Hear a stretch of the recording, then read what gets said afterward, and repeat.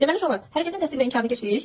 Təsdiq və inkarı bugün yekunlaşdırırıq və son ümumiləşdirməmizi aparmaq üçün 2 bir yarış edəcəyik. Gördüyünüz qabın içində kağızlar var. Kağızların içində müxtəlif sözlər yazılıb. Bəziləri təsdiqdədir, bəziləri inkardadır. Hər bir kağızı seçir. Həmin seçdiyi söz təsdiqdədirsə lövhədə təsdiqin qabağına yazacaq. İnkardadırsa inkarın qarşısından, yəni altından yazacaq. Aydındır? Qabı qoyacağım birinci parçanın üzərinə. Buradan gəlib seçim edəcəksiniz və markerlərinizi götürüb lövhədə hər kəs yazacaq.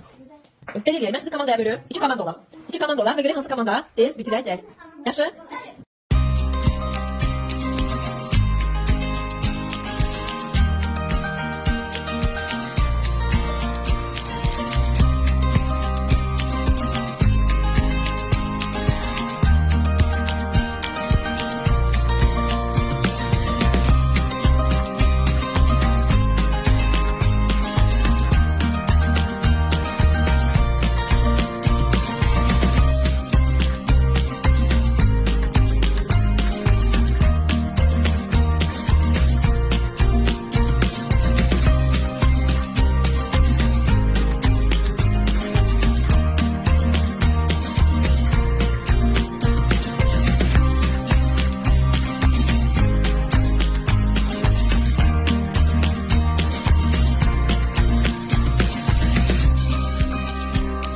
Heç seçərdi, belə deyəsən, sapar. Çünki yəni bir deyək də. Çünki deyək ki, bunu komandayla bərabər yazılsa, mən niyə də belə kimi elədim.